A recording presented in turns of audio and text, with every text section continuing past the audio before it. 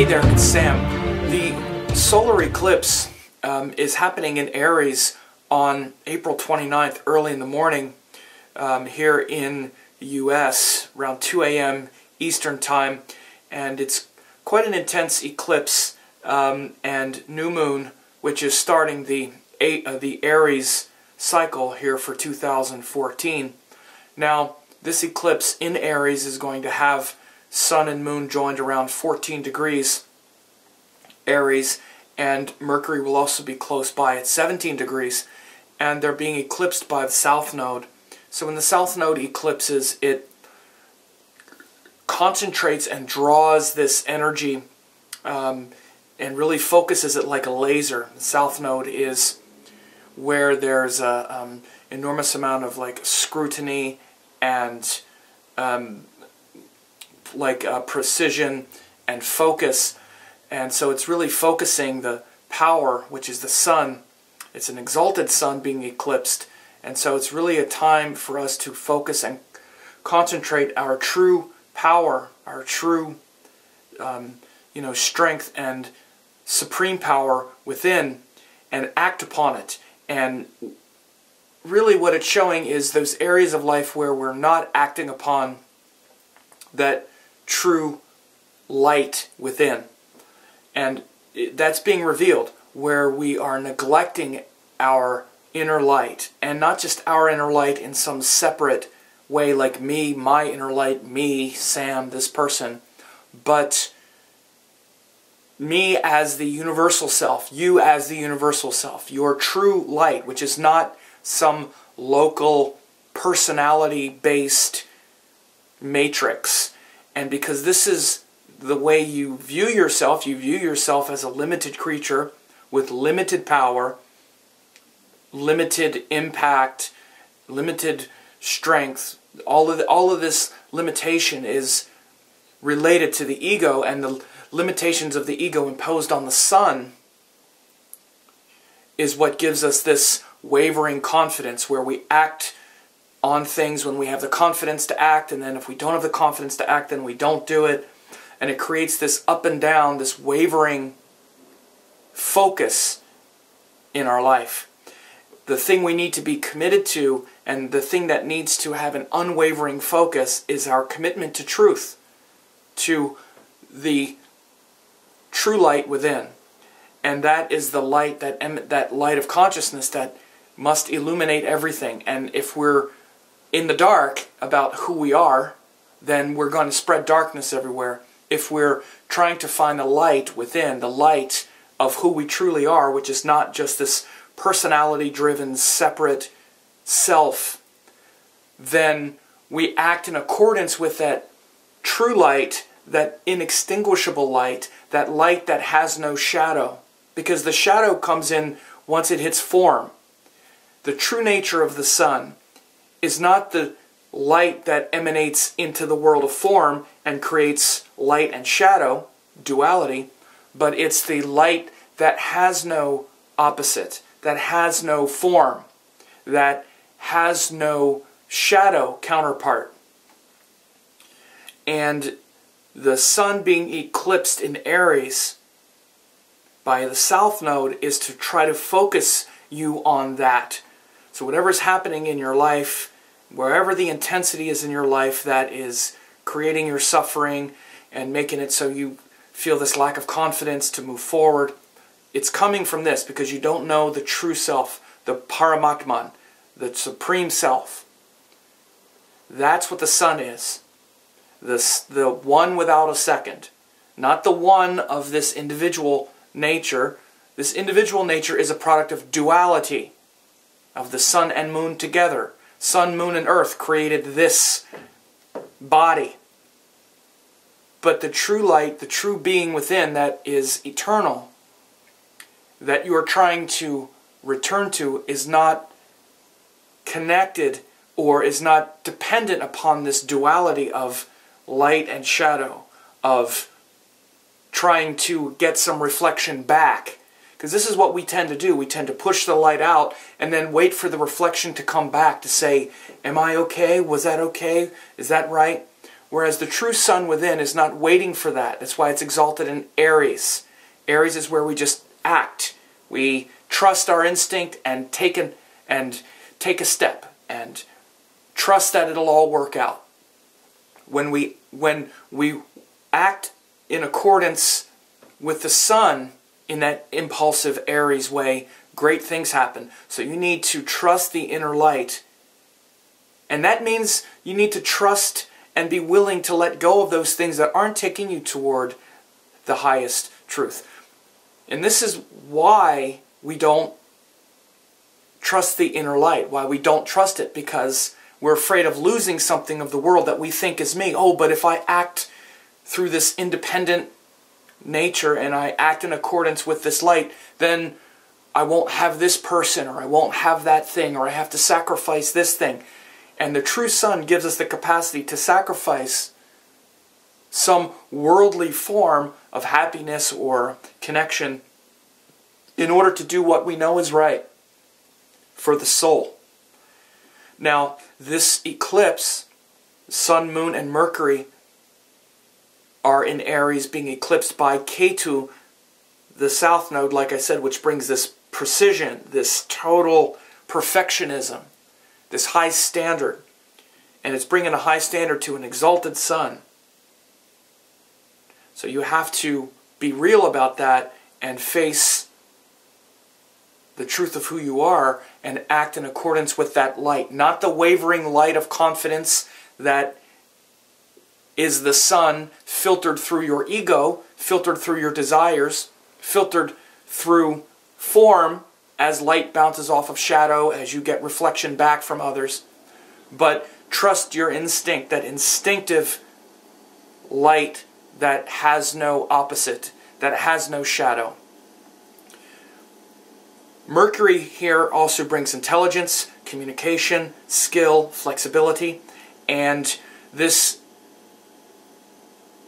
is opposite an exalted Saturn, which has joined Rahu as well. But we have these two exalted planets right now along this eclipse axis. So just like when we had the lunar eclipse a couple weeks ago, the moon was eclipsed and joined an exalted Saturn. Now the sun is eclipsed and it's exalted himself. So we have an exalted sun being eclipsed and joined Mercury.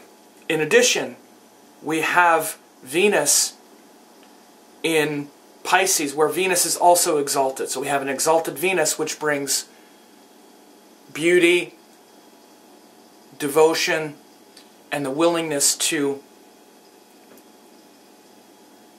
find beauty and happiness in all things, in higher metaphysical things, not just in personal things, things that are related to our personal sensual gratification. So the exalted Venus in Pisces also brings this high devotional potential. So 3 exalted planets on this eclipse.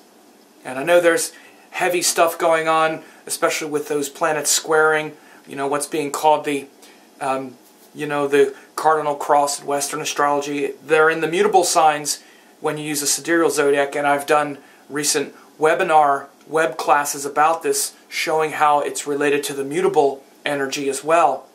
But, and that's obviously, it's been talked about as, something that's difficult and it's hard.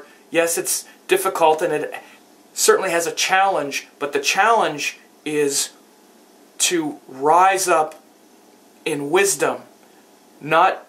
It's not a challenge that's beating us down. It's not a challenge that's beating us into submission or bringing about all this darkness. It's actually awakening enormous light. And the challenge is for us to step into the light. Exalted Saturn in Libra has been showing us the truth of how we treat each other socially, personally. And now exalted Sun in Aries shows that we cannot have a dignified relationship with the other unless we have a healthy connection with our inner light. Unless we're willing to walk away from something, we can't have a healthy relationship with it, which is the power of the sun to purify our desires. And this is also related to Venus. And, you know, we're not meant to reject worldly happiness and worldly pleasure in order to find happiness in all things, which is that exalted Venus in Pisces. But like my guru Amachi says, you don't need to eat a bag of sugar in order to enjoy the sweetness. You can just take a little and enjoy it and then say, oh, okay. But we indulge, we're immature. We don't understand the value of true happiness. We instead settle for counterfeit forms. So our relationship with beauty and happiness is also very important right now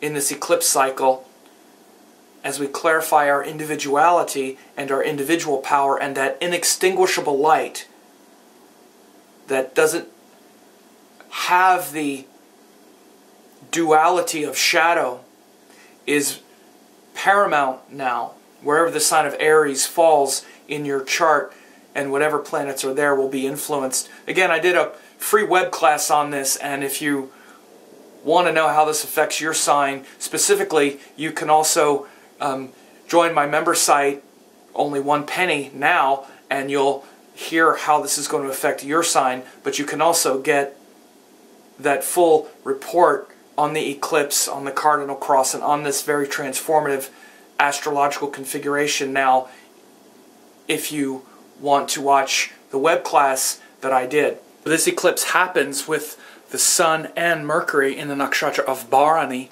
Bharani is ruled by the god called Yama, which means restraint and restraining ourselves. So it comes after Ashwini, which is the nakshatra of the horses, the twin horses, which brings about a lot of power and energy toward our goals and a kind of enthusiasm and passion. But we need to be careful not to disperse our energy.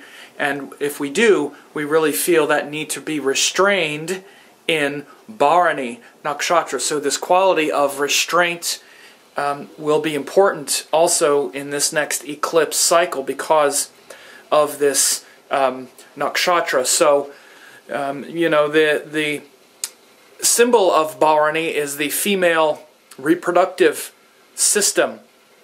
And this is because of the creative quality of that nakshatra. So we're always creating something, and the result that's produced we feel. And there's usually a need to learn restraint as we create things that are not in harmony with what we imagined. So this nakshatra of consequences and the need to be restrained is also big during this eclipse. And the god Yama, who is the god who shows up at the time of death, is the one who presides. So death doesn't necessarily mean the death of our physical body, but as things change and transition, there's a result, and that result and the consequences and the need to learn more restraint is also an important part of this eclipse. Is Mars, the ruler of Aries, is aspecting in his 8th house aspect from Virgo, a very tight aspect. In fact, Mars is retrograde at 17 degrees, almost 18 degrees. He's going retrograde back toward the exact degree of the eclipse, which is happening at about 14 degrees of Aries. So Mars aspects 4 houses in front and 8 houses in front. So the Mars aspect on the eclipse is also bringing this courage, confidence, clarity, and the need for discipline. So this is a great time to rededicate yourself to the consistent light within, which is the sun. We need to follow our consistent vision and act in accordance with Dharma and truth and what we know is right, not what we have the confidence to do now, but I don't have the confidence to do that, so I don't do this, and I have power in this situation, but I don't have power here, so I dominate these people, and these people dominate me, in this kind of shadow play of the sun. Our mistakes with that game are being revealed right now.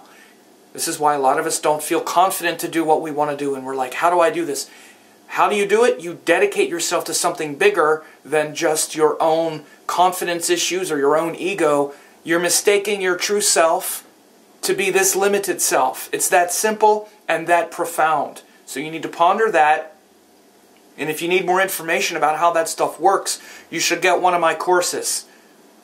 Because this is Vedic Astrology 101. At least Sam's Vedic Astrology 101. And I teach this in incredibly affordable courses. And in fact, even when you join my member site, it's a free class that you get. So if you don't understand this, you should learn it. And you should learn it now. Either way, very transformative eclipse. Very transformative new moon cycle starting in Aries. For those of you who want to know how it affects your sign as well, you can join my member site for only 1 penny. And also get 2 weeks of forecast and also see how this will affect your sign. So I hope you're having a powerful time, powerful eclipse cycle. It's very rich and it's a very ripe time for stepping outside of the usual paradigm, especially now with 2 exalted planets being eclipsed. No excuses for not growing, and if you're not willing to grow and transform now, you're going to get buried.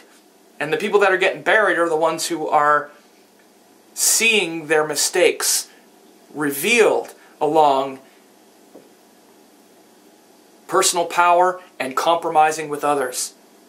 So you're being challenged and you're being given the gift of wisdom and illumination to step up and step into a higher relationship with your true self, your true power, the true soul within, and also your relationship with time, your reality to be mature and grown up about those things, which is the exalted Saturn also.